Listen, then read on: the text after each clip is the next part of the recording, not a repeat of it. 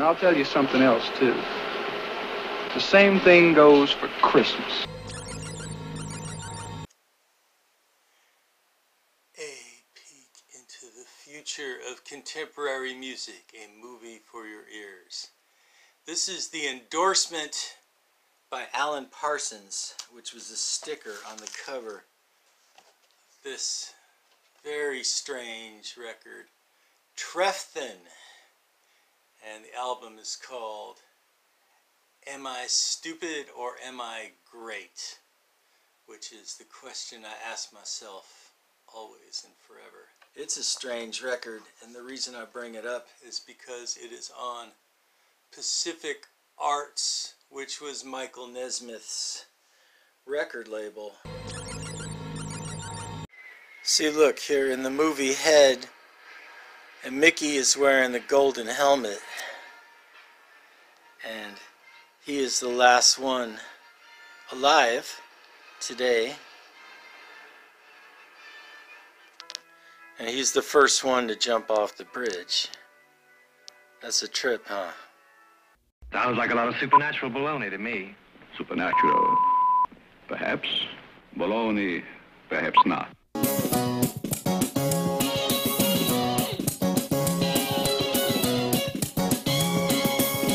This is indeed a disturbing universe. Hello, greetings, and welcome to the Wobbly Stereo 999 YouTube channel. Got a little upgrade here. I got a selfie stick to put the cell phone camera on, so it's not pointed right up my nose, you know. But it kind of wobbles a little bit when you tap it. So, you know, I'm in San Francisco. Is it an earthquake? Or am I just playing with the... Alright, well, let's just get down to business. Rest in peace, Michael Nesmith. Now the last surviving Monkee is Mickey Dolenz. And I want to talk about the Monkees in this video. Because they were good. They were good. You know, a lot of people thought, oh, they're just fake. They're actors. They're not really musicians. But the truth of the matter is Mike Nesmith and Peter Tork were musicians who also did acting. Davey Jones and Mickey Dolenz were actors who also did some music and could sing. And I got every Monkees thing in the house, I think, on this table, and I'm just gonna pull them up and talk about them and see where it takes me, see where my mind goes. In my hand here, this is the very first Monkees album. Let me take the plastic bag off so it's not so glary. But yeah, the first Monkees album, I mean, they didn't play on a lot of it. It was the Wrecking Crew, you know. I mean, the thing is, you know, they had the pro songwriters of the day giving them a lot of their material, including Carole King, Neil Diamond, Tommy Boyce, and Bobby Hart. But right out of the gate, Michael Nesmith was composing and influencing. Papa Gene's Blues is on this, which, you know, I don't have the rare one where they spelled it wrong. There's the original copy, they spelled it with a J instead of a G, and that's collectible or whatever. But anyway, Papa Gene's Blues, written by Mike Nesmith, the first country rock song, sorry hipsters. Also, Sweet Young Thing was co-written by Nesmith and Carole King and Jerry Goffin. And then there's Last Train to Clarksville, Gonna Buy Me a Dog, I Want to Be Free, one of the better Davey Jones ballads. Some rockin' songs. Let's Dance On is rockin'. So yeah, Monkees' first album. It's pretty solid. I mean, you know. Oh yeah, the Wrecking Crew played on it. The Wrecking Crew played on everything. They played with Elvis. They played with the Beach Boys. So come on. Monkees. Okay, so the first Monkees record that I ever owned as a kid was their second album, More of the Monkees, and this is a stereo copy. OG on the Call Jams label, which is a portmanteau of Columbia and Screen Gems.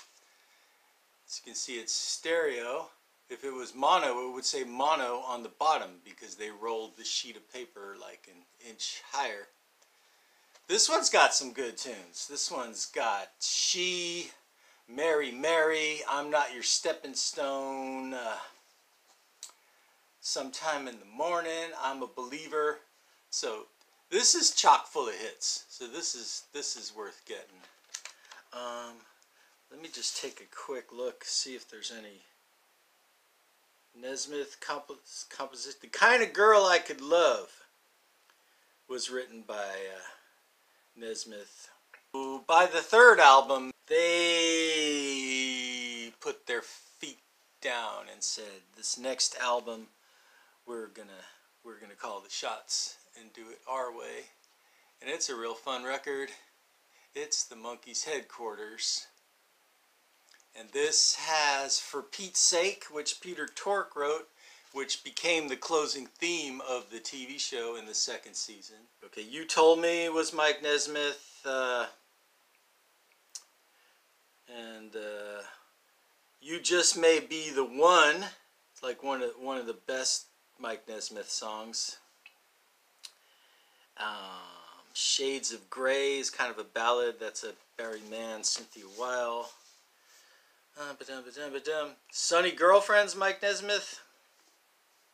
Randy Scouse Git, which in England was called Alternative Title because Scouse is a derogatory, insulting word for Liverpudlians in British.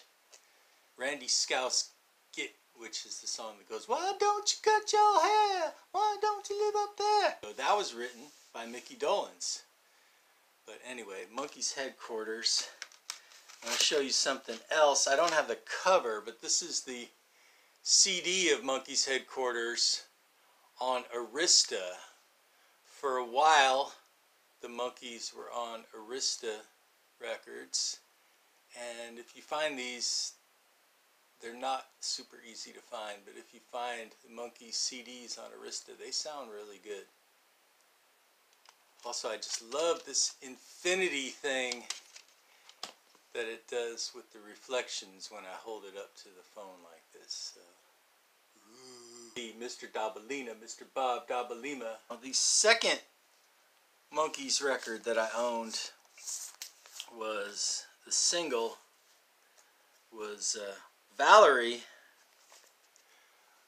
I really liked this song when it was on the TV show. Great harmonies and a great guitar solo, just super catchy.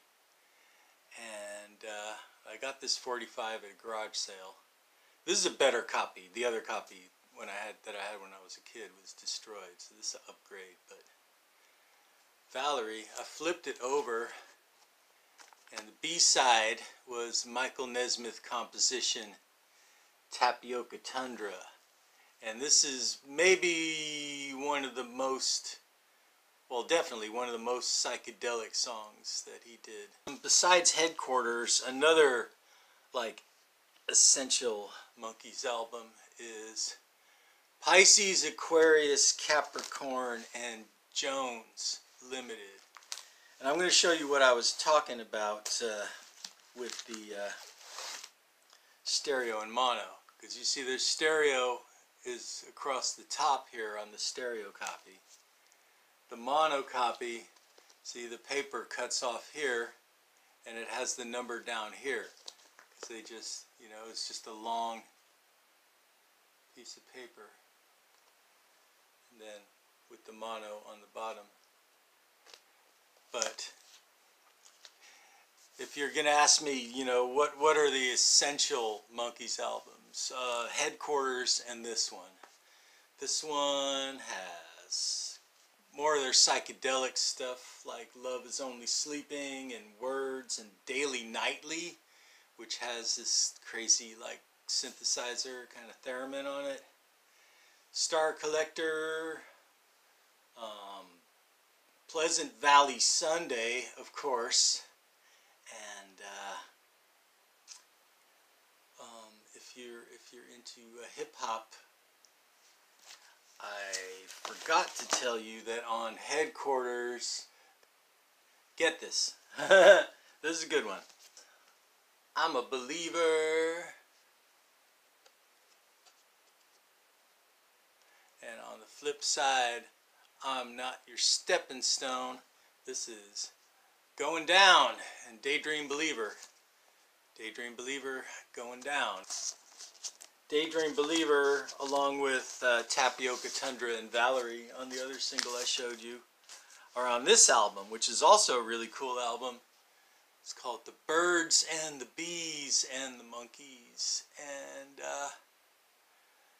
this has got some major hit songs, but this has also got songs like Zor and Zam, and Magnolia Sims is kind of an old-timey Michael Nesmith song where he kind of adds like distortion and crackling to make it sound like it's an old 78. I think it mostly comes out on just one channel in the stereo mix. This one has the original other albums you can buy on Cul Gems. See, there's movie soundtracks, the Lewis and Clark Expedition. This is supposed to be good. It's hard to find. I don't have it, so I don't have an opinion because I haven't heard it.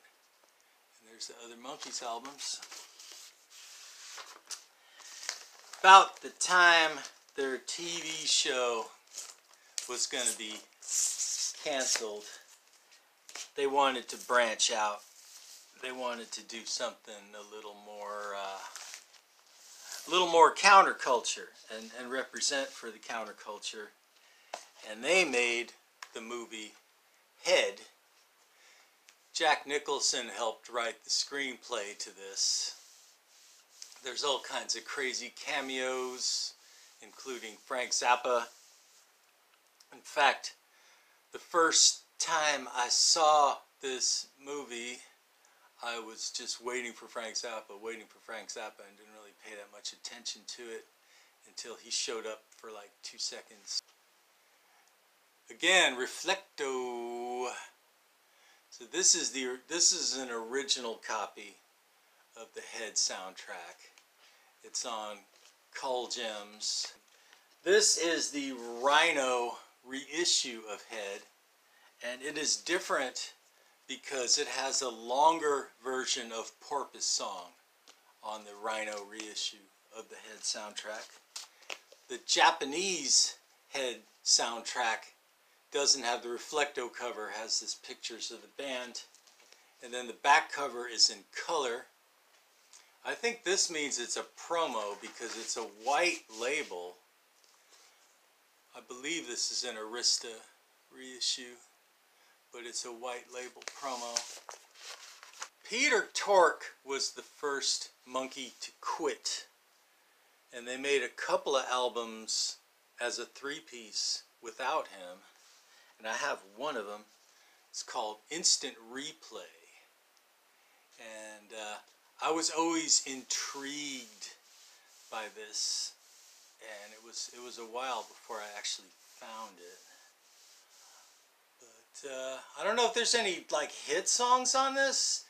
Teardrop City is in a very similar vibe to Last Train to Clarksville, and it's potentially a hit. Shorty Blackwell is a Mickey Dolenz composition that's actually pretty epic. Yeah, there's some good tunes on this. This is the Rhino reissue, and it looks like the Cul Gems label, except it says Rhino on it instead. But yeah, underrated album. This is one I got back in the 80s. This is called Monkey Business. And again, it's on Rhino. It's a picture disc. And it has them in color on one side and in black and white on the other side. And it's just some kind of B-sides and novelty kind of stuff. I mean, it's got Star Collector. It's got that slightly longer version of Porpoise Song, which I guess came out on a 7-inch single back in the day. It's got them singing the Monkees theme song in Italian. Yeah, it's got some cool stuff. But yeah, this is Monkees Monkey Business picture disc. Oh, what else? This was a special TV offer album, which I remember seeing the commercial for this when I was a kid, and I wanted to order this because it has Tapioca Tundra on it, but you know, I never got around to ordering it. But this turns up a lot in bargain bins and stuff, so I found it. And I was always wondering, these special TV offered records that I always used to see, what was the scam? Because there's always some kind of scam. The scam was, it's a double album. It's 2 records. It's on this neat kind of RCA blue label. But the scam is that you don't get any gatefold, you don't get any liner notes. You just get this flimsy cover with the 2 records just shoved into it. But the records are good. They're good, solid vinyl. But this is a really interesting cross section of their career here, because it's got some of the later songs like Teardrop City and Oh My My, which was actually just Davey and Mickey. It's got the Porpoise song, and it's got the early stuff too. But yeah, that's a neat record to have. This is one I used to have on a tape, and the tape is long gone, so now I got the record. This is the Arista Monkees Greatest Hits, which is the same track listing as a Monkees record called Refocused. It's pretty much the hits. It's got the theme song, Last Train to Clarksville, Daydream Believer, I'm a Believer, Pleasant Valley Sunday. This is a good one to start with. A couple of footnotes. This is Davey Jones' album.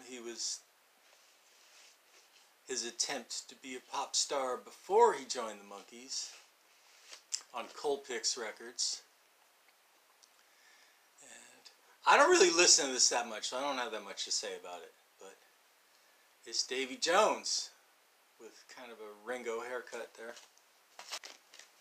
I got a couple of Michael Nesmith things that I wanted to show you. This is And the Hits Keep On Coming, and this is kind of the most contemplative of his country rock records.